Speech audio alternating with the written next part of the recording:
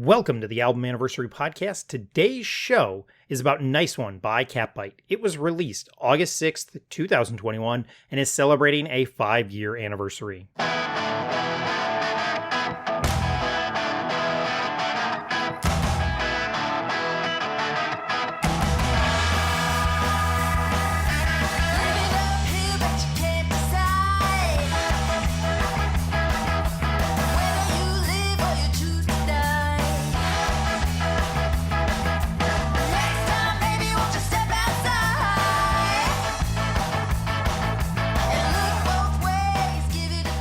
I'm your host, Caleb, or Caleb the Spy is what I go by on social media. And every day on social media, I post about what I call album anniversaries. So on the Album Anniversary Podcast, we take a look at a classic album, an album we love, or an album that's important to us. Today, we're not necessarily talking about a classic record. This is a record that came out 5 years ago, but this is a record that has become one of my absolute favorites, not just of the last 5 years, but really a record that I would consider one of my favorite records ever. It's Nice One by Catbite, and I was lucky enough to have Chris Pires from Catbite, and you guys all know how good I am. If you're a regular listener, you know how good I am at last names. So Chris, if I messed it up again, I apologize. But Chris joined the show to talk about, he is the drummer from Catbite, joined the show to talk about this record and kind of go over, not just drumming, but this record and kind of the nature in which this record came together. It's a super unique story about kind of when it was recorded. Obviously, the time, 2020 and 2021, all the stuff that was going on back then. So super thankful for Chris to join the show. It was great to talk with him. And again, I'll tell people to go listen to Catbite over and over and over again. So super excited to have him on the show. If you're new to the show, we cover a wide variety of records on the show. The pitch I've been giving recently is 1 week this year we covered Goldfinger, and then the next week we covered Amy Grant, because that's kind of how this show is. We're a little all over the place. But I do have a Patreon. $2 a month gets at least one extra show every month. I'm on all the social medias. You can usually find me by searching for Caleb the Spy or the Album Anniversary Podcast. All right, I'm going to throw it over to my conversation with Chris. Thanks so much for joining the show. I will see you at the end.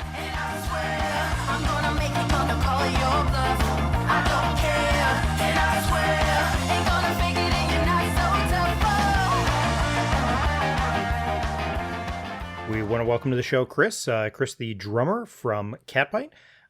We are going to be talking about the album Nice One. And Chris, thanks so much for joining the show. Thank you for having me. Usually when I have guests on, I do this little deep dive into the year. We'll talk about a record from 2002, right? And it's let's put ourselves back. I'm just going to say it. I don't want to put ourselves back in 2021, 2020.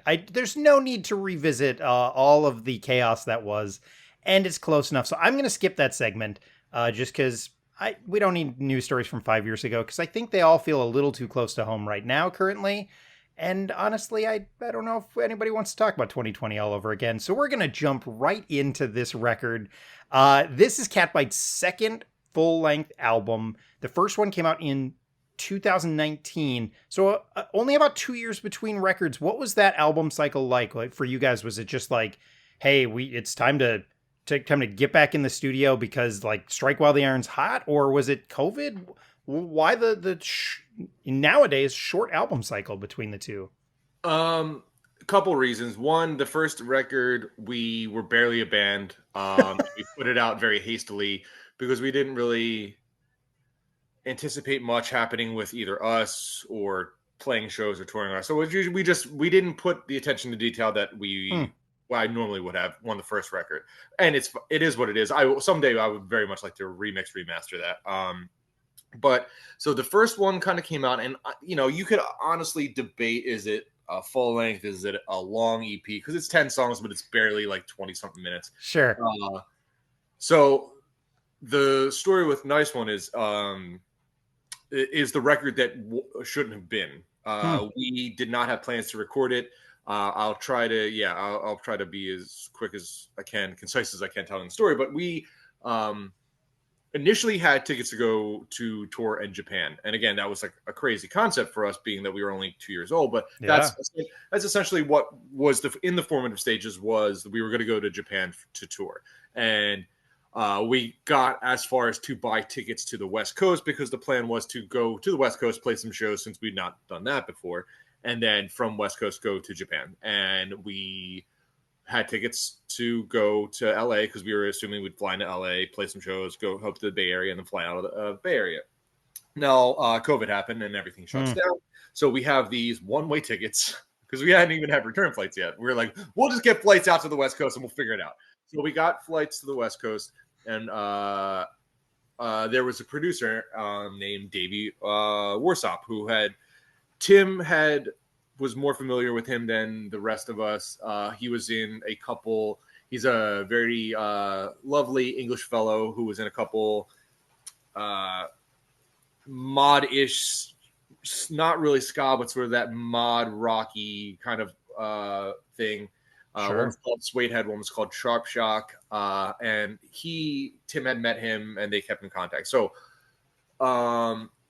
we have these tickets to LA. We're not going to Japan, and the idea then was brought up. Well, hey, there's this producer in LA who wants to work with us.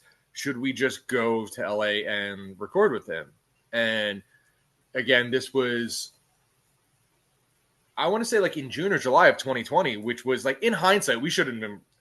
This was the record that should have been made for all the reasons. We should not have traveled, let alone we didn't have plans to make a record. And because the rest of us, the band, we had done good at keeping our bubble with the band and our partners. And we, for one reason or another, we decided, yeah, okay, let's go to LA, let's go to Long Beach, and we'll make a record with Davey. And then that began the process of, okay, that gives us 3 months to write the record because we had no material written. Right. So without ever having played any of these songs in front of a crowd, and very much relying on our instincts, which was both harrowing and rewarding, ultimately, we went and very quickly worked on some material and got most of it fleshed out. And then we went to LA, and we existed in Long Beach, California, in a 1-bedroom studio apartment for 14 days in Long Beach. Couldn't go anywhere, couldn't do anything other than go to the studio and then come back to the 1-bedroom apartment, and we recorded Nice One. And to wrap, I'm happy to answer any questions, but it wasn't immediate that we made a right decision because, never having played these in front of a crowd before, again, solely relying on our own intuition, our own judgment, and what we think works. We wrote and recorded. And then when we came back and finalized the things we needed to finalize, and we first started getting the couple mixes back, it just didn't sound right. Things were off, things were missing. And, it took a lot of tweaking as far as, doing this remotely. It's another added aspect of the pandemic. When we were recording, it's not like we could be in the studio with Davey editing. He's in the West Coast, we're here. So things were missing, files were missing, harmonies were missing, key tracks were missing. Things were just, so those first couple drafts we got back, first couple rough cuts we got back of the record, we definitely had a moment of like, oh man, did we mess up? Should we not have done this? And then through things starting to come together, us starting to tweak stuff, establishing kind of a general sonic sound that we were going for, with Davey, we started honing it in and reeling it in, and then it came together. But there was definitely a moment where we were not planning on going. We did not have any plan to go to California. We went in the middle of the pandemic, which was nobody was supposed to be traveling. And then upon coming home, we were like, oh man, I'm not sure if this is going to work. And then the opposite side of that was we were very pleasantly surprised. We were very proud with the work we did and what we did to get it to sound. But then nobody could have ever anticipated the response it got from folks. So it ended up being a huge gamble and a huge risk that we thankfully do not regret, and was a positive for us. Yeah. What was like Mike from Bad Time? Was he like, all right, let's do it? I mean, was this like, hey, because I'm guessing, I could be wrong, but Mike's not running a Epic Records. It's a boutique shop in a lot of ways. Like his budget is probably very thought out and very well managed. Was this like, was that a tough conversation, or was he like, all right, let's do it? I mean, how did all that go down with Bad Time? Catbite and Bad Time are very much intertwined. Our stories start together. Mike had released 2 reissues. I think one Kill Weekend and one Watu record, and we were the first original release. So it was a very baby fledgling operation. And I think at that point, Bad Time was still very new. I mean, at that point when we put out in 2021, what Bad Time was maybe 2.5 years old. So Yeah. So it wasn't really a question from Mike. I think Mike was just happy that we were doing anything. So I think it wasn't really like we had to have any sort of in-depth conversation with Mike where Mike had to be like, hey, are you guys, it was just like, hey, we're gonna go make a record. And Mike's like, that's cool. I'm like, all right, cool. Awesome. I'm a planner and a I hate people will be like, oh, don't you like surprises? And I'm like, no, I don't I can't go to a restaurant without having looked at the menu and know what I'm going to order. So I'm that kind of person. So this sounds like terrifying to me as like a super planner. Yeah, that's part of the magic with Catbite is that for everything, and I mean everything that we've ever recorded in any capacity, whether it's any of our records, whether it's any of our singles or splits or covers, whatever, all of it, we've been underprepared and under rehearsed every single time. So and I think that's one of the things where we thrive is we definitely know how to operate in the studio, and we know how to build, and we know how to go off each other's energy and contribute and add to things that every time. It's not like we go into the studio with preconceived, hey, and then we're going to put this harmony and here. It's just like we get into the studio and we just try a bunch of things, and then it just ends up working. So, yeah, I mean, same thing with Doom Garden. That's, a 5.5 song EP, but 3 of those songs were written literally 2 days before we went into the studio. So we do very well it's part of the Catbite process is that we've been very underprepared, which we're trying to break for the next record when that is applicable. I want to this one time I think I actually want to prepare a little bit, but no, we just, I don't know. There wasn't a lot of anxiety. It was just really like, oh, and what if we try this? And what if we try this? And what if we try this? And it almost always just ends up working. So yeah, it's part of the process. Yeah. But after this kiss.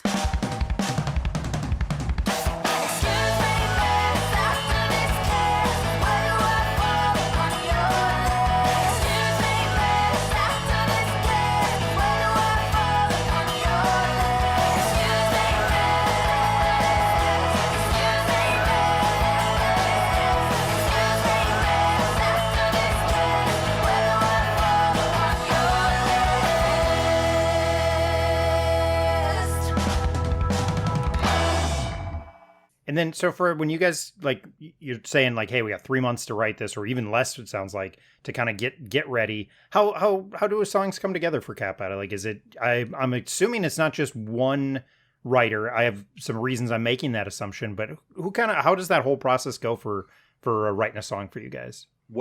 I'm curious why you're correct, but why the assumption? The assumption is I think lyrically, I don't think it's always just one person. That's why. And so because there's lyrics that I feel like, oh, did somebody else write that lyric? So that's one of the reasons I've always wondered that. And then I just, maybe it's my experience seeing you guys live and just how tight of a unit you guys have become. Like, you guys are on stage just so, you feel so connected. So it just feels like it's like, oh, there's no way one person, this isn't a Dave Grohl situation where he does every last thing for the Foo Fighters and then everybody signs their name at the end. That's my feeling. You are right and not right at certain parts of this. Britt writes all the lyrics. Oh, okay. Britt writes all the lyrics. And the way that we have written up till now, and without getting into a lot right now, it's the way we write going forward is going to be different. But the way we've historically have written in the past was Tim would come up with a loose skeleton of a song. And more often than not, it was put into GarageBand, which doesn't have a ska setting. So it just turns out these like 60s rock and roll songs, which actually works because it helps me not hearing ska behind this stuff, because I don't want anything to inform. Like, I know what I want to play, and I know, but I don't want to be pigeonholed into it. So it actually helped to turn like these demos and these very formative songs we turned into ska songs. But Tim would write these skeletons, and it might be, the loose parts of a song. It could be just a verse. It could be just a chorus, or and then he and Britt would work on it. He would show it to Britt, and Britt would either a lot of times would have a vocal melody first, and then would kind of circle back to the lyrics. But she would put a melody to certain things, or might have a loose melody for the chorus, or a loose melody for this, that, and then it would kind of work on stuff like that. And then Ben and I's role was, and this is kind of the role that I've always assumed. I'm not necessarily a writer, like from nothing writing. I'm a contributor, polisher, finalizer, because my mind works with rhythm and syncopation. So you can give me 4 chords, and I'm like, oh, and what if we put this, these hits, these accents, this and whatever. And Ben and I and Tim, we've all played so long together, and that's why I think one of the things that, as you had mentioned, makes us play very well on stage together is we kind of know what each other's going to do without really ever talking about it. Just we played so long together. So Ben and I very much operate on the same page, which again, I'm super thankful for as the drummer that I get to play with Ben Parry. But so that's kind of been the steps. Tim starts with the thing, then gives it to Britt. He and Britt would work on a thing. Sometimes they would sit on stuff for a while until it fleshed out. Sometimes they would just send us whatever. And then my method with that was Ben would learn it, and Ben would learn, if there were harmonies or whatever, Ben would learn that. And then because I don't want to over prepare for, we were just talking about preparing, but when we're just jamming on stuff and I'm trying to get the creative juices flowing, I don't want to over listen to things. My process would be, if we were, okay, we have a rehearsal tomorrow in which the purpose of this rehearsal is to work on new music.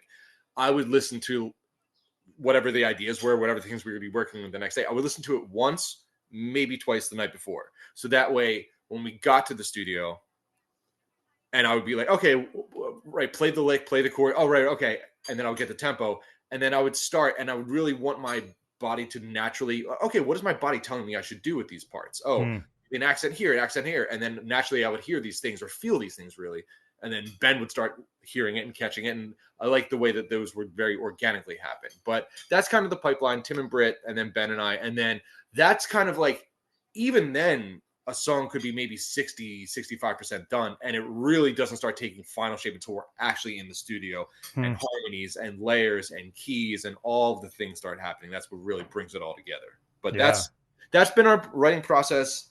And I think for reasons of the dynamic shifts within the band that have happened over the last few months, I think our writing process will change somewhat going forward. But I think we're still figuring that out right now as we're just starting to work on that process. Okay.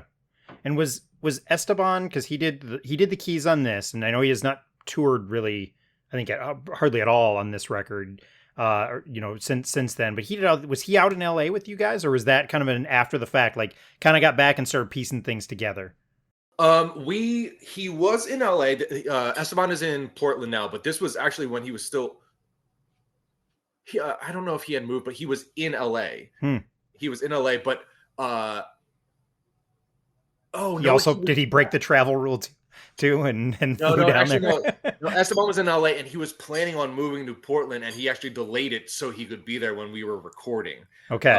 But what ended up happening is there was a COVID scare with our producer's wife, and we lost 2 days. I'd imagine this being underprepared in the middle of a pandemic, and then there was actually a COVID scare in the middle of it. So we actually we lost 2 days in the studio, and we just sat in this one bedroom, whatever. So that we wanted Esteban to record while we were there. We were planning on it. We had allocated the time, but because we lost those 2 days, and because just the way that keyboards can be tracked these days, we ended up not being able to do it while we were there, and we sent him the tracks, which he did from his house and then sent back to us. Okay.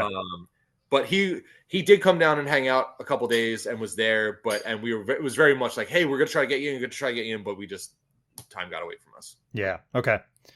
Yeah. I know cause he was on the first one too. And like, I know he's contributed to a lot of records over the years. And so I know he doesn't tour with you. He's just not able to tour anymore. Is that kind of just stuff going on in his life, or it was a kind of happy accident in which how we found Kaylee, and Esteban was playing with us when this record came out. He was touring with us. He did the release weekend, or he did a couple tours with us after that. But and no, he's touring like a madman now. Like he's touring. He's on the Bad Time Records tour. He's touring with Jer. He's playing keyboards with Jer. So you'll see Esteban when you go see that.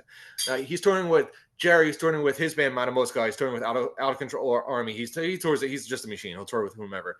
The way it worked out, why he stopped touring with us was he was having some very, very unfortunate travel issues with citizenship and all the really, really sad and saddening and frustrating and angering things with the way this country is run. But he was not able to tour, not able to leave the country internationally, and was kind of tied to where he was. So we got Kaylee for a tour, as and we didn't really know Kaylee before that. We met Kaylee through the internet, and God bless the gods of the internet that brought Kaylee to us.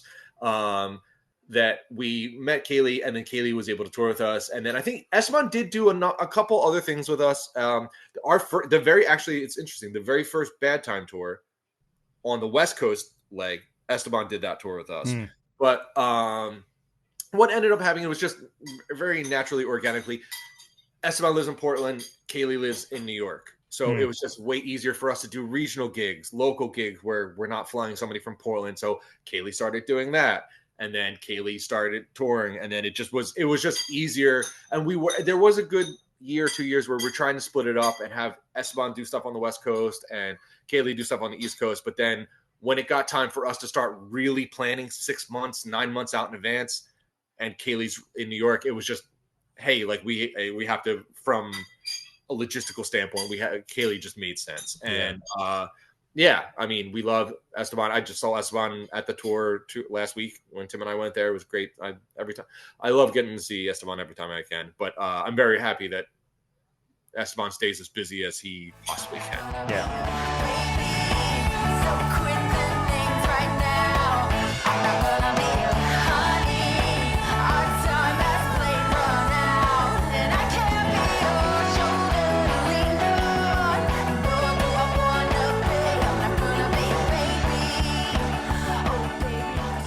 Kaylee's been such a great fit. I mean, again, I talk about that tight unit.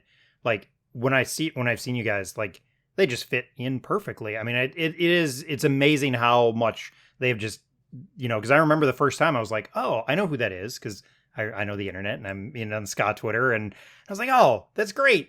And then just, I don't know, that energy is just seems to match the group so well. And so I'm thankful for that fit too, because that could have been a blow to lose. The keyboard is a big part of the sound, in my opinion. And to not have it work would have been rough. No. And it was, again, one of the most humble blessings of the internet gods that Kaylee came to into our sphere, into our universe, as gifted as she is, as insanely talented. She is a musical genius. There's no two ways about it. She's a musical genius. But it's a predicament we find ourselves. So we played with Esteban, and Esteban is arguably one of the best touring keyboard players currently. And then we played with Kaylee, who's one of the best touring keyboard players. That it just is what it is. And there was a time where Kaylee couldn't do it, or couldn't do a tour, and then Esteban was already booked or whatever, and we really had that moment of like, I don't know what we do right. Like, I don't know what we do. So yeah, we are very, very spoiled that we have for the majority of our journey thus far, we've had in my opinion, two of the best keyboard players, and both of them have just made our live show what they are. We wouldn't, yeah. So last year I was on a hike. We were out in Colorado. We were hiking around. It's what our family does for vacations because it's affordable. And so we were on a hike, and I was wearing a Catbite shirt that said Philly Ska. And we walked by this family, and he's wearing a Phillies hat, and he's like, Philadelphia. And I think he assumes I'm from Philadelphia. And I was like, no, just a fan of the band. But I will say, and I know I prefaced the show at the beginning. I was like, we really stay hyper focused on the album. I'm gonna totally break my own rules. What is it about? You've mentioned Philadelphia a couple times. What is it about that scene? Is it the like epicenter of like independent music over the last 10 years. I feel like there is something special about the Philly scene. Do you know what it is? Do you guys like talk about it, or do you like, you have this tangible thing where you're like, oh, Philadelphia is just, this is why it works, and this is why so many of great artists are coming out of Philadelphia? Yeah, I do know what you're talking about. And yes, I have been able to pinpoint one of the reasons why I speculate.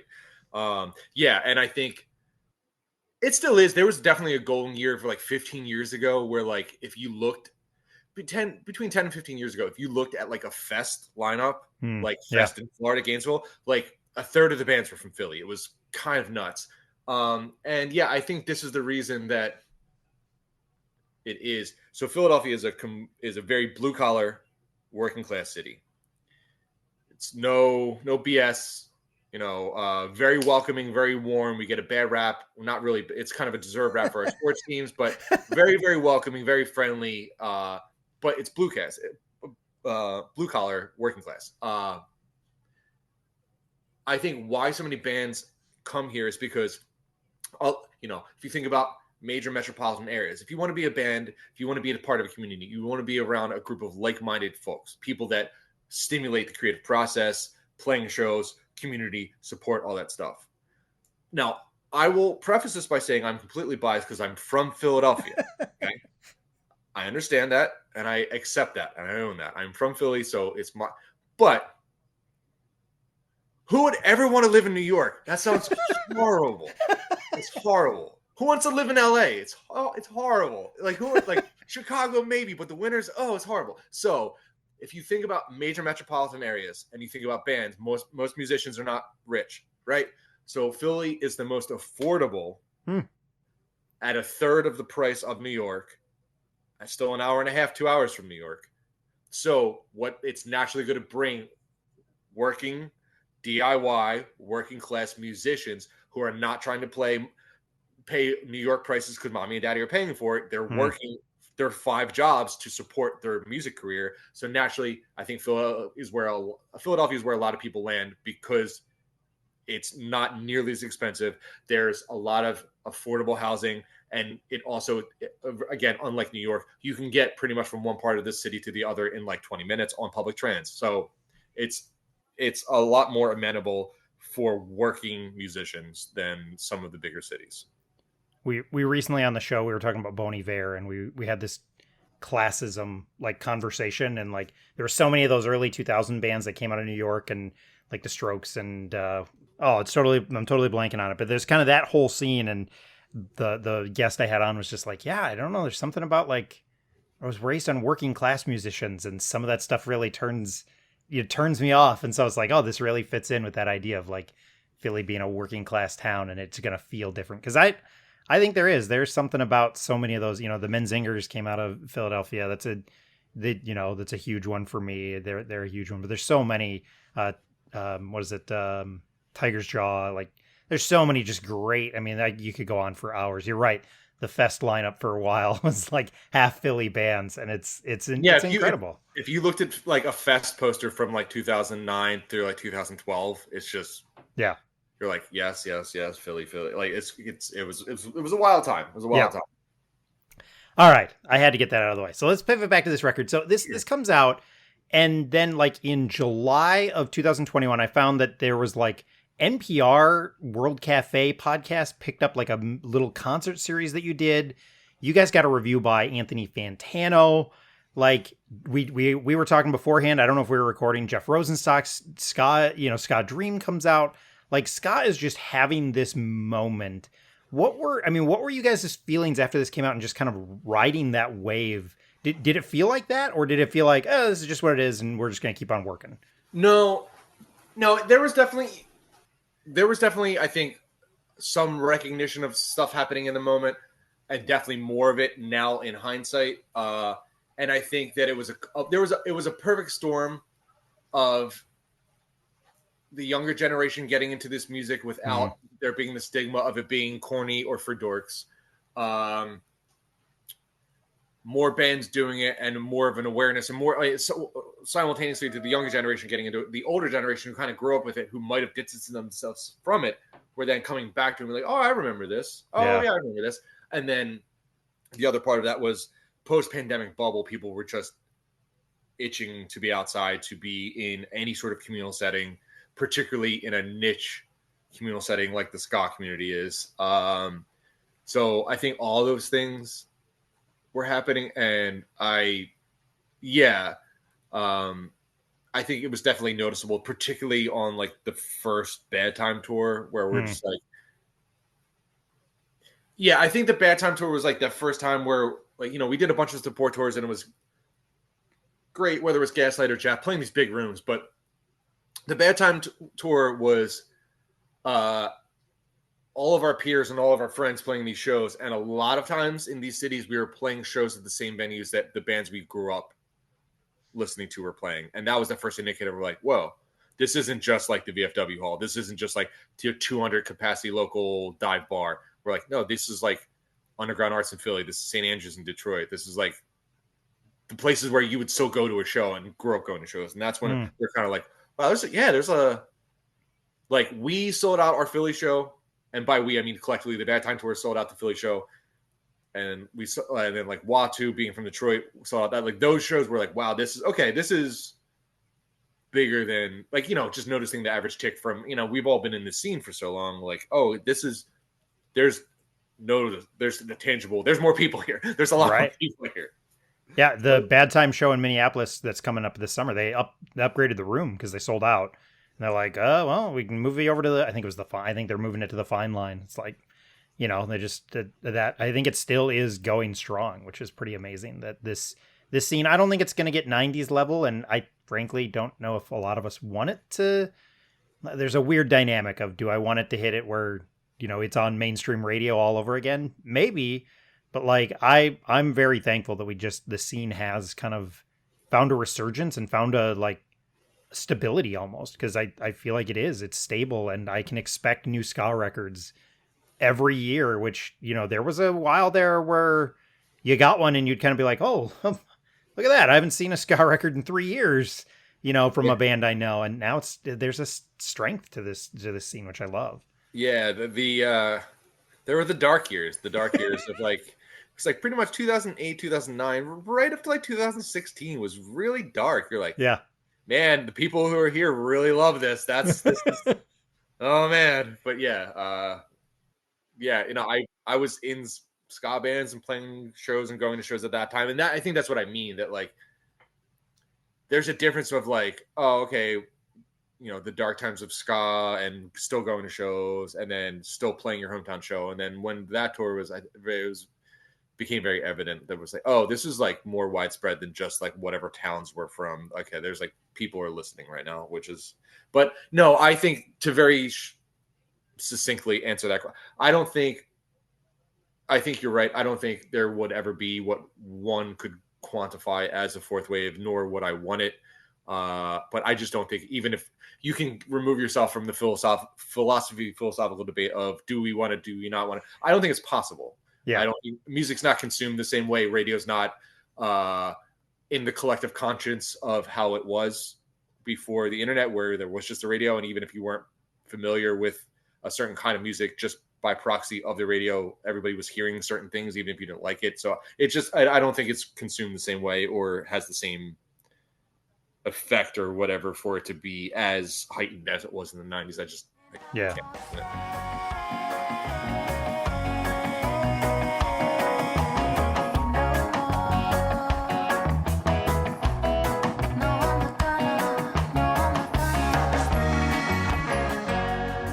You mentioned other bands. You'd been around the scene a bit, and you had been in. This is not Catbite. It's not your first band, and then you guys are recording out in LA. Did you bring your kit out to LA, or was it just a kit that you were using out there? Let's start with what you were using when you recorded this. That was the kit that was in the studio. Okay. That was in Davy's studio, and I'm not superstitious in the sense. It's always a good way to start it. I'm not superstitious about a lot of things. I'm a bit skeptical, whatever. But like, I believe in good energy. Right? And no, I at that point. I only travel with my snare. My snare is the only thing that I will travel with. If there's, especially traveling internationally, traveling on flights, you really have to strip down what you're bringing.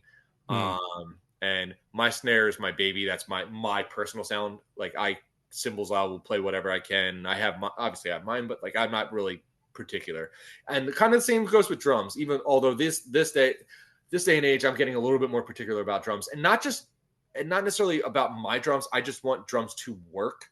I've been having over the last couple of years a frustrating go of like going to a festival and using like not having the space for us to bring. We're gonna use that for even just for the quickness of a change, or we use the house kit for a festival. And like if the kit doesn't work, if the bass drum is moving on me, I like you're taking my bass comfort away, and I literally cannot focus on getting to that next level of my awareness of playing if I every 30 seconds have to bring the bass drum back to me while I'm playing. It just takes, but I just want a drum kit to work. But that's being said, if a drum kit is working, I'm not particular about that. I'm not particular about my cymbals. So my snare is the only thing I take with me. That is a Tama Stewart Copeland signature snare drum. But the particular kit I used in LA, in Long Beach, was the studio kit that Davey had. But again, now bringing this back to good energy, there's a really phenomenal drummer whose name is Corey Kingston. Now, Corey Kingston played with the Agrolites for a stint, but is a very lovely drummer. Also was the original founding drummer who played on all the recordings. And actually, I think still doesn't tour with them, but for Western Standard Time. Corey Kingston is a phenomenal drummer. And Corey Kingston at that point was in Davey's band. So that was Corey Kingston's drum kit and cymbals that I were using. That as soon as I heard that, oh yeah, this is me mate's Corey's. I said, Corey Kingston. I said, excuse me. I said, all right, yeah, this will work. So I think, and I was funny because I did see that question, and I, for the life of me, don't even remember what kind it was. I think it was a Mapex, but I'm not sure. I just remember I was more impressed with that it was Corey Kingston's kit than what kind of kit it was. The technical aspect of it was less relevant to you than just who was using it and who had set it up. That's awesome. Yeah. So you talk about that snare sound, and that's kind of being really, really important to you. Does that come from is there an influence that led you to that snare sound? And like, what are those influences for you drumming wise that like have led you to like, yeah, this snare sound's really important to me? And I'm not a musician, so like if you get super technical, I'm going to smile and nod. I may totally miss it. Just so we're clear, I know there are people who listen to the show though who like when this happens on the show. So I appreciate you saying that, because that's going to inform what I'm saying. But also, like, yeah, that's super helpful. So our basis, our foundation, if you think of ska like bread, like the yeast of how the ska we play is two-tone, is British two-tone. Yeah. Now, the main difference to me of the two-tone sound, drumming wise, which is different than the original sound, is, original ska rocksteady, you're playing with the butt end of the stick on the side to get that wood sound. Two-tone, to make it more of the punk and rock sound, but still ska, they're now playing actually on the snare drum with the stick, but more specifically, they're playing on the edge of the snare drum, simultaneously hitting the edge and the head of the snare at the same time to get that very metallic crack sound, which is to me synonymous with the two-tone sound. So that's what I was going for. And the reason why I like that particular snare drum is when I play on the edge, I get that very metallic crack sound that I want. However, because if you think of Stewart Copeland, the police are all over the place. And again, that's helpful for me because it means that it's a very versatile sound. If I play on the center without hitting the side of it, it has a punch like you would want for like a punk rock band, a rock band, whatever. It has a really solid snare punch. But as soon as I hit the crack, you get what Stewart Copeland's going after, that reggae-ish. You want the metal sound of the drum. So that's why I'm particular about that, because 99% of people, unless you're a drummer, really don't hear the difference of cymbals. I do, but most people don't. So I don't really care about that. I'll make whatever work. Same kind of with drums. People just know when it sounds good or barely know when it sounds bad. But the snare sound, that's the thing where I'm like, and it's funny too, because I think the band was a little skeptical of why I was so particular about my snare. And I think it was just last year, my snare broke and I had to use somebody else's snare. There was a time where it was a few shows where I had to use someone else's snare. And as soon as I hit it and we're sound checking, they're like, are you playing? I'm like, yeah. They're like, why don't I hear it? I'm like, because it's not mine. It's not, it's not doing the thing that why I use it. So that's why I'm particular about that snare, and that's why I very much enjoy and love that snare, is because it's very versatile, but also the perfect sound that I need it to be in whatever moment I'm using it. It was at that moment that you like pulled out the invoice from like, remember the flight to Japan when I said I'm bringing the snare and you guys complained? This is why, guys. This right here. Yeah, no, it was very funny that after that time where they're like, and I think, that happened in soundcheck and we got through the show. We're kind of always have a kind of natural post show. Oh man, I couldn't hear this. I couldn't hear that. Everybody collectively was like, yeah, I don't know. I couldn't hear your snare. I needed them to turn it up. I'm like, this is why it's important that I have mine. And I think they all got it at that moment. They're like, right. I'm like, yeah. It's a great way to kind of bring them into that cycle, though, because like I would never in a million years be like, oh, come on, it can't matter that much. But like, because you've lived with it for so long and you know why it has to be that way. Yeah. That's awesome. Yeah. So you mentioned the Police and you mentioned the two-tone. Where are the spots on this record where you really feel like, hey, this is one of those moments where I felt that influence really come through, and then it was really like kind of almost proud of it after the fact. Like, oh gosh, it came through and I can hear it, even if maybe somebody else can't, who's maybe less, drummers maybe would hear it. But where are those moments for you that you're like, I'm so glad I got to put that influence into the record a little bit? So this is a little bit of a tricky question, but I will answer it in a roundabout way. So because of this record and the way we recorded it, and this has kind of happened every time we've been, and this is a process that I've now leaned into. When we don't spend a lot of time rehearsing or whatever, I naturally revert to being very conservative in the studio. So I'm not going to play a lot of flashy things. And I'm going to play, okay, the point of this is to keep the beat and keep the tempo and pulse and know when I can put a little flair on something and know when I'm really locking in the beat. But that's being said, I don't normally when we're recording, because a lot of this is not really the most fleshed out. And that's part of the process that I love is now taking songs that I've recorded. And when we start playing them live, learning, oh, I can put this embellishment here. I can put this little thing here, which I didn't put on the recording, and I hear now it's not in the recording. I'm like, oh, that's interesting. So the things we could talk about the fill. I know it was on your thing, and we're gonna talk about the fill. We will talk about the fill. But the thing that I would say that like is interesting, that when you say what you're proud of, the thing I'm proud of is the stuff that you're barely, for the most part, going to recognize, is all the auxiliary percussion that I layered underneath everything. Because a lot of the auxiliary percussion, that's part of the Catbite sound, is like layering these auxiliary tambourine shakers, what have you, all these things, but in such a way that sometimes it's prevalent and sometimes it's not. And the point of it really is not. The point of it is for you to feel it and not really hear it. So if I actually listen to these tunes and focus in on it, I'll hear it sometimes, but sometimes I won't. But if you listen to Beady Beady Bom Bom, like you actually hear there's like a bunch of different layers going on. And those are the things that I'm proud about, because I actually got to be creative in a very minimalist way with just these percussive instruments. So I liked doing that. That was very, very satisfying and rewarding to me, was just getting to layer all these auxiliary percussions. I don't know. I could say from like a drumming standpoint, if we're going to play a reggae or rocksteady or trad ska part, we're going to do it like correctly. Like we've all went through ska boot camps with King Django and playing trad. Okay, it has to be exactly like this and sound like this. And I loved it. It's like learning any sort of stylistic music. Okay, if you wanted to sound like this, but here are the things these are the rules that you adhere to, and here's what we don't do. But I like that when we're going to play those parts, we play them what one could, say is authentically. But as soon as we're not playing them, we're playing something else. And now it might be garage, or now it might be surf, I don't even know. I'm not even trying to put a genre on it. Okay, no, we're not playing that now. We're playing something else. So now I'm going to play. So I guess a point of pride is like when we mix things together to still do it in a way that it retains the integrity of a cohesive sound. And it's not just, oh, there's this part and there's all these things happening. Now we're in this part and it's like, whoa, that's a shock. And everything feels like there's still like a through line of like the feel that brings it all together. So it's not, while there's different genres happening simultaneously in a song, it never feels too far removed. There's still something bringing it all together. Yeah.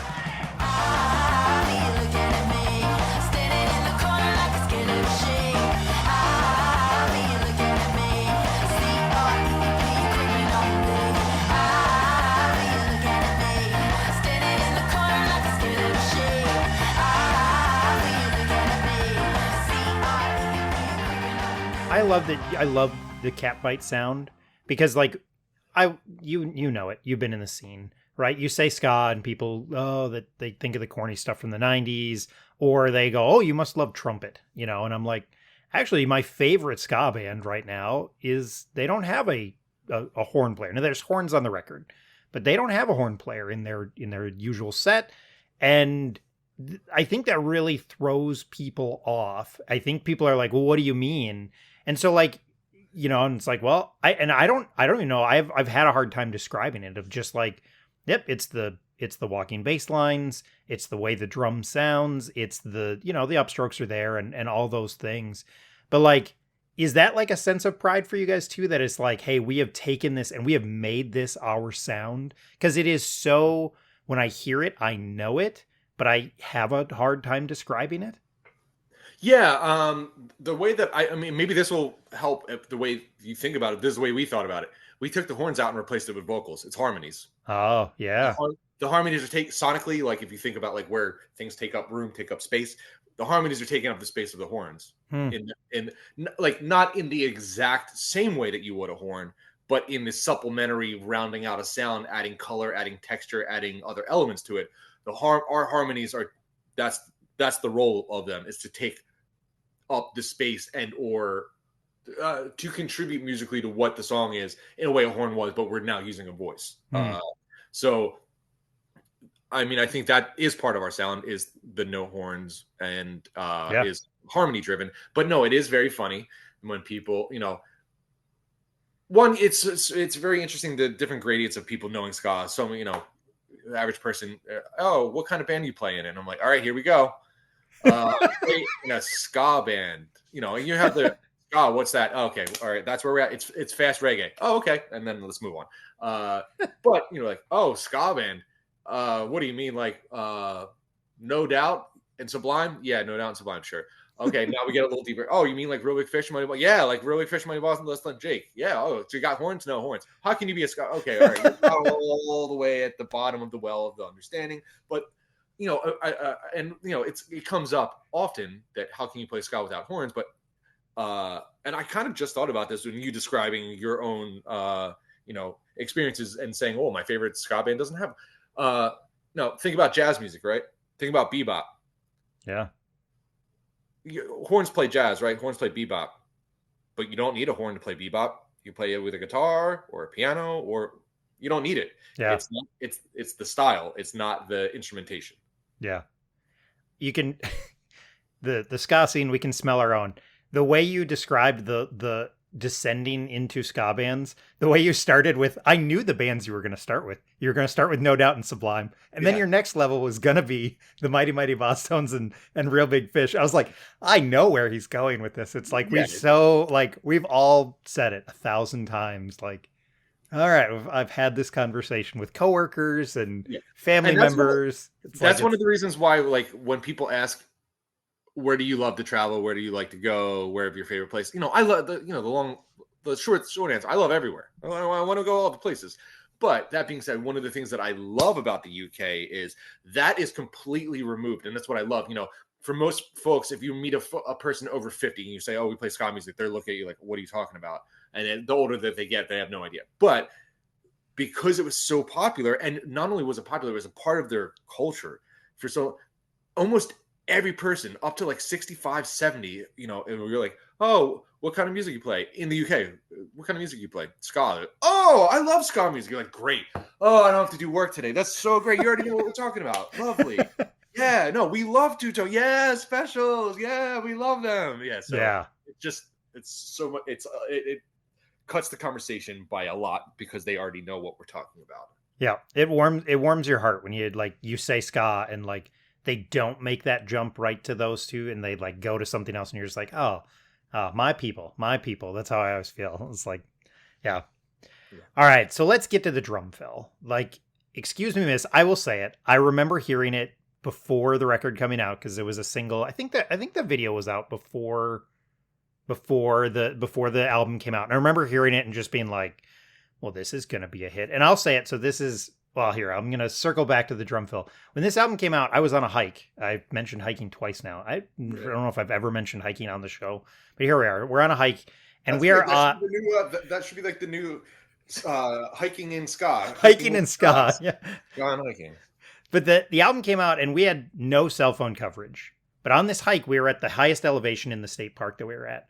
And I realized I had it, and I was like, hey, the Catbite album's out today. So I ordered it, and I paid for it. I couldn't download it because the Wi-Fi was still not that good. So it wasn't until we got back to the Twin Cities that I could actually listen to it. But I remember ordering it on a mountain. It's a Minnesota, so we don't have mountains, but it's technically called that.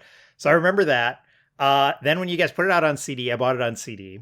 And then I have the vinyl because I got into vinyl a couple years later. So this is a 3-time purchase for me. We've covered a couple of those recently. Bad Operations was another one that was a 3-time. So again, I remember hearing that drum fill and thinking, well, I'm going to own this in every format possible because it was so good. Where did that drum fill come from? And like, just, I don't know, you can just talk about it and I'll love it. So yeah, that drum fill, let's break it down. All right, so you're gonna love this story.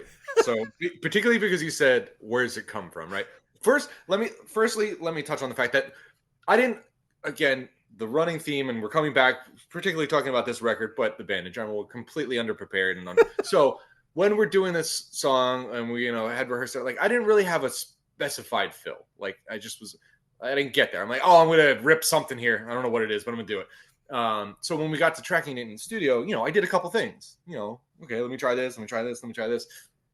And that was the one after hearing the playback. We're like, yeah, I think that's the one. But then, in the pandemic, everything takes so long for it to come out and all these things. So that was one of those interesting moments that when it finally did come out, and okay, we got to start rehearsing again. We're going to start playing shows, that like I had to stop and like, how did this way, then back around. Oh, okay. Okay. Yeah, there it is. Okay, I remember it. So I had to reteach myself. But so then, I don't know if you want me to play this over this, or if you want me to tell you about it and you edit it in. But I almost kind of want to play it for you because I want to hear your reaction. But anyway, so now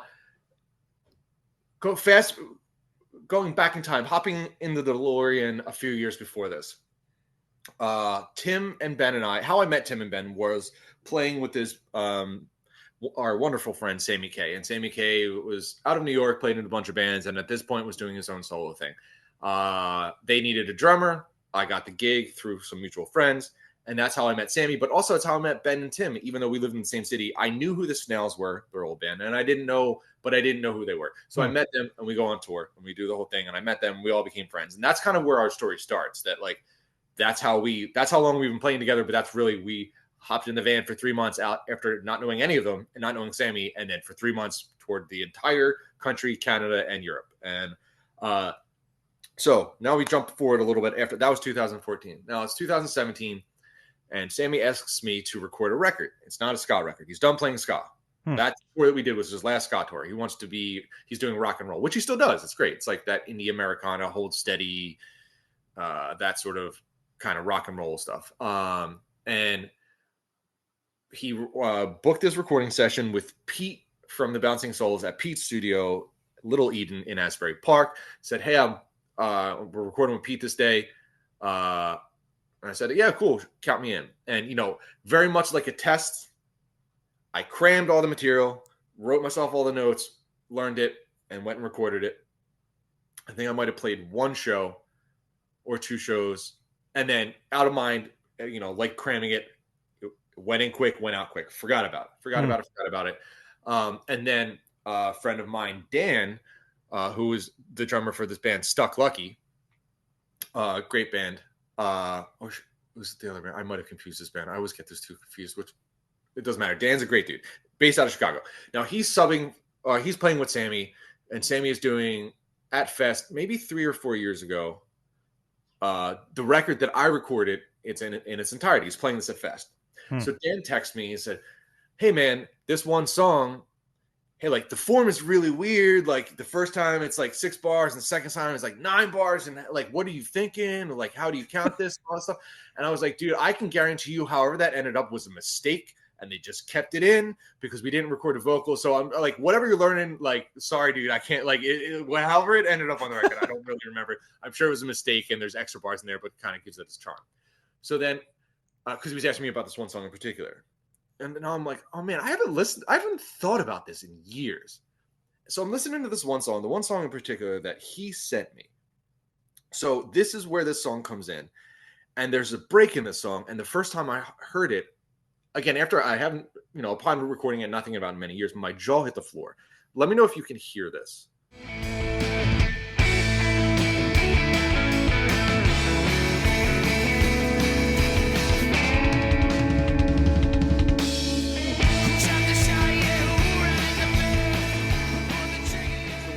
Is I inceptioned myself I ripped off myself with a fill that I recorded 5 or 6 years before and had no recollection of recording it. And then upon realizing it, I was like, well, at least I ripped myself off and didn't rip Oh man, that's awesome. That's the story of the fill. I recorded it on a Sammy K record and forgot about it. And then it recorded it with Catbite and didn't realize and didn't put the 2 and 2 together until Dan was playing that record with Sammy at Fest. That is great. Oh my gosh. And now it's become like a staple. I mean, you guys are a touring machine. Like you guys just nonstop touring. And this, I mean, do you guys close most shows with Excuse Me, Miss? I feel like it's kind of become one of the closers that you guys go to. I'm trying to think, or at least it's towards the end of the set. And like that fill has become like a moment in the show every time, I feel like. Yeah, 90% of the time we're closing this show with that. Every once in a while, if we're doing our own show, we might do another song or two, but like the vast majority of the sets and tours we do, that is the last song we play. Okay. Yeah, I love it. It's a great moment. Yeah, I love that. I love that whole setup for Excuse Me, Miss. It is my favorite song on the album, I will say. Like, the way the bridge happens, her vocals are great. The whole back half of that song, it's just so catchy. It's such a great song. So that fill, every time I listen and I get to that spot and I can't drum. I've never played an instrument in my life. I'm wailing away at the air drums, not even coherent, but it's a very good, and I'm happy to see it's a very good air drum spot. And I do see it. I zone out every once in a while. Oh no, not every once in a while. I zone out the majority of the time I'm playing, particularly with that part because I'm trying to concentrate. But every once in a while, if I catch up with the wrong time, I'll see somebody do it. I'm like, oh, it is. I bet. Oh, that's great. Well, are there any other songs? I just, we're 5 years later. This isn't, sometimes we talk to people and it's like 20 years later, right? And it's like, you've talked a little bit about those proud moments, but is there any other moments from this record that you're like, yeah, this is a song that maybe doesn't get enough, due, or just like, you talk about the kind of the run up to this. Are there any other like real favorites from this? And I'll be totally honest, there's not a bad song on this record. I know it's only 10, so that makes, I mean, I'm a big fan of 10 songs, 30 minutes. It's my favorite. But like, it just, I don't know. Are there other songs of this that you're like, yeah, this is a favorite of mine that I'm really, really proud of looking back 5 years later? Yeah, I think my partner's favorite song, I think also is my favorite song. And I think we share it for the same reason. It's the last track, Lipstick Lines, because I don't want to say it's my favorite, but I like it because it's a deep cut. The entire thing is not ska at all until the very last 15, 20 seconds. That is one that we tapped our very good friend, one Food from Kill Lincoln, to play sax on that song, which he immediately ripped to shreds. The things that he did when we got that back, when we were hearing his takes, we're like, whoa, Food went nuts. But I just like it because I think if you like think about the grand scheme of the track listing, and whether it's an upbeat song or, one of the more rocksteady, whatever, like, it's the one that I feel like doesn't have any. It's the one that's least like the rest of the record. And we've only played it maybe twice live. Okay. So I just like that one for that reason. I think it's, I don't know. I just like listening to it. Again, I love playing all the songs, but there's something I think naturally there's an affinity for the songs we don't get to play that I like a lot, and Hmm. that's just one of them. It's Yeah. I talk about closers a lot on the podcast because I want an album to close. I call it the album anniversary podcast because I like albums. Like I still am a huge fan of that, and I love closing tracks. And I do like that. I want that closing track to be unique. Like if it's just another song that sounds like the previous 10, like yeah, that's fine. It can be really great, but I love it when it does feel unique. And I agree, it does. It sounds just a little unique in a record that is very very cohesive. It has enough variety, but still ties in with the rest of the record. So I think it's a great way to close it down. Well, thank you, and I think I mean, I honestly think we kept that theme because if that's the way we ended nice one, and then I'm trying. I don't. I'm terrible at my own band. I don't even remember. I think Doom Garden is it Remediate's the last song? Yeah. So Remediate. Yeah.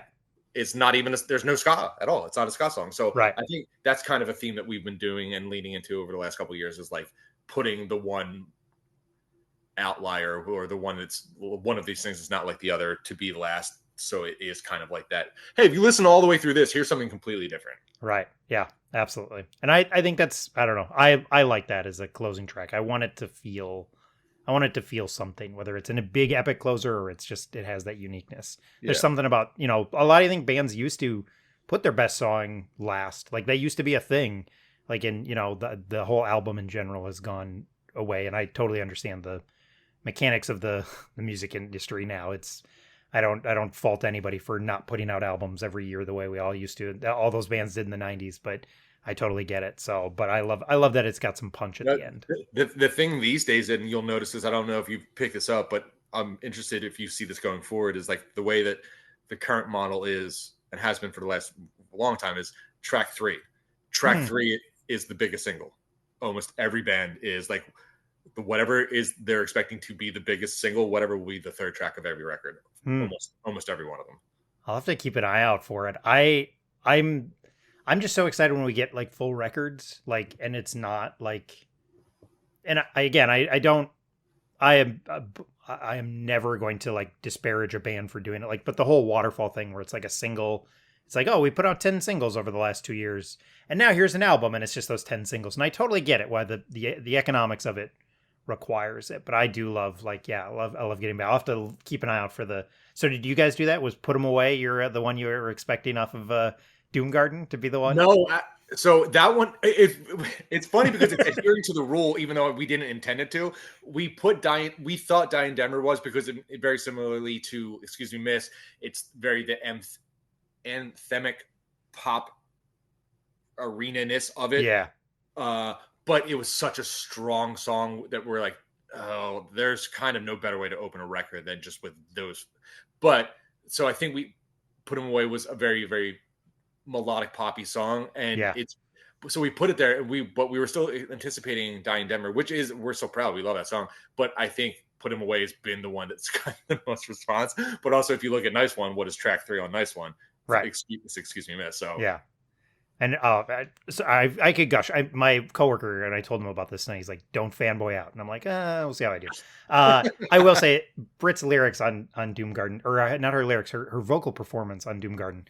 Man, she's just getting you guys in general. Like, because I've seen you progressively, and like that third time I saw you, I guess I was just like, man alive, you can tell on the tour together, working together, and like her vocals just keep on getting better and better. That the vocals blew me away on Doom Garden. I just thought she just killed every track on there. I don't know. You guys hit it out of the park on that, and I'm excited. I'm assuming there's more eventually for Catbite.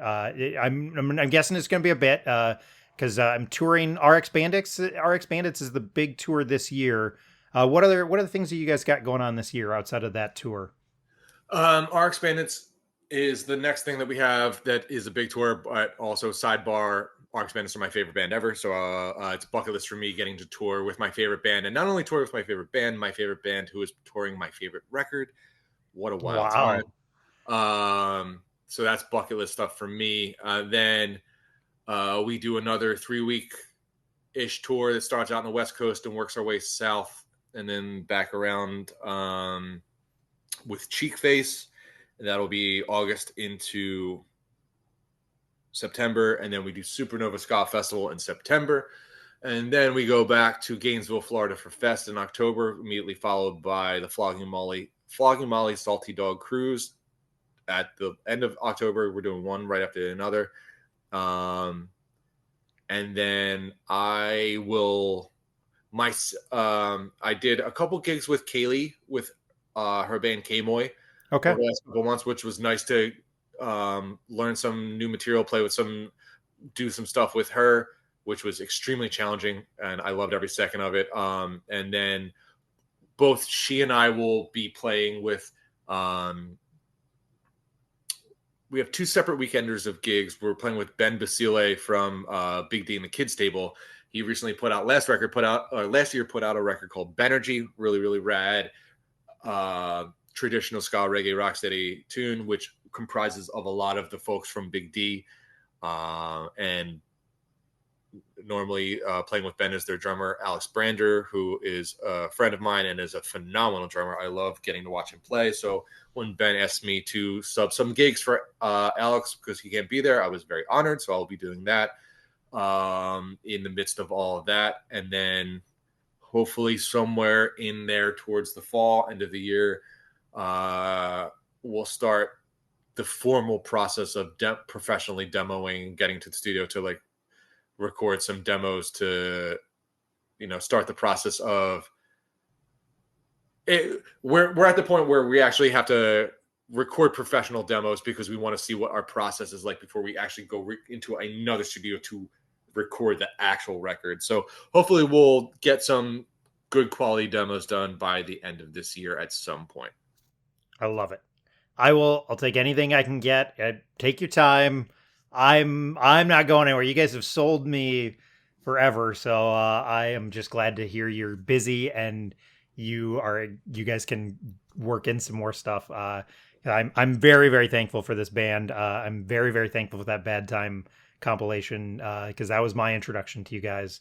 And then Mike Park on Twitter saying, yes, somebody asked him a question about the best new ska band, and he was like, Catbite. And that became a thing. And I was like, oh, well, I guess I need to pay more attention. If Mike Park says something, you listen. And I'm very thankful he did. So Uncle Mike is a lovely human. And I'm very happy that I got to hang out with him a few times that I did. We played punk rock bowling 2 years ago in Vegas, and Madness is his favorite band ever. So, and very, there's not many people who would say this to us, and we were like without even like a band discussion, we're like, oh, okay. Mike Park's like, hey, Catbite, Madness is playing punk rock bowling the same weekend that you are, so I'm going to come and be your sixth crew person. And we're like, yeah, Mike, yeah, yep, yes, yep, yeah. Yep. But you don't say no to that, never. No, not at all. So I got to hang out with Mike at punk rock bowling, which was great. But yeah, lovely human. Surreal that. Yeah. Well, him and you guys got to do the song with Brian and the video with Brian. I mean, I think that's we give a lot of love to Gaslight Anthem on this podcast because we love Brian Fallon.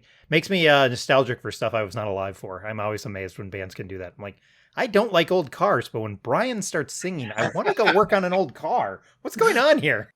Like normally I think ill of New Jersey, but for whatever reason, I don't know. I'm really digging New Jersey right now.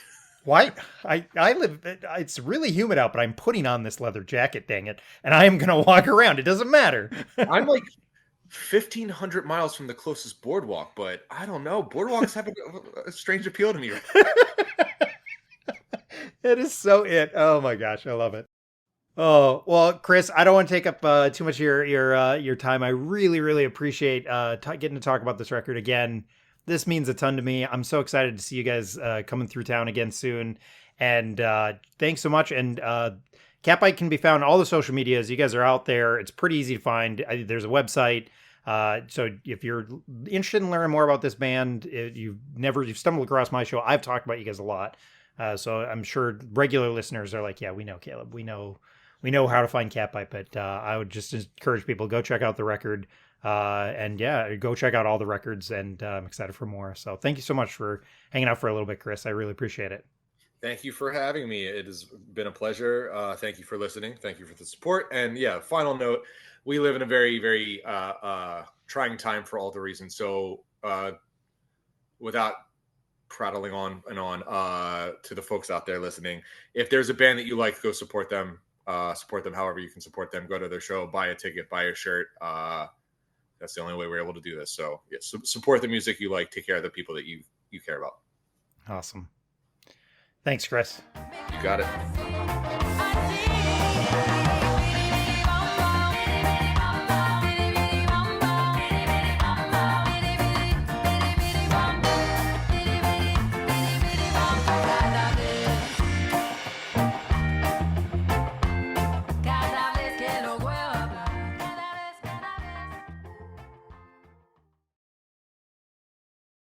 Thanks for listening to this episode of the Album Anniversary Podcast. Once again, I obviously need to say thanks to Chris for taking time out of his day to talk to me about this record. A huge record for me, really, really important. Again, I said it at the beginning of the show, I think I did, that, this is not just a favorite record of the last couple of years. This really has become one of my favorite records, and Capite is one of my favorite bands. I really, really love them.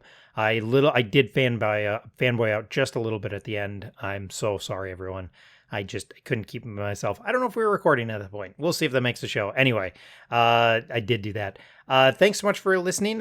You can still find me on all the social medias, YouTube, Patreon. And like I said, I'm on Patreon. $2 a month gets you one extra show every month. I have an email, CalebTheSpypodcasts@gmail.com. Please subscribe, share the podcast. If you enjoyed this, share it with somebody. Hopefully it was an enjoyable conversation. Thanks so much, everybody. We'll talk to you soon.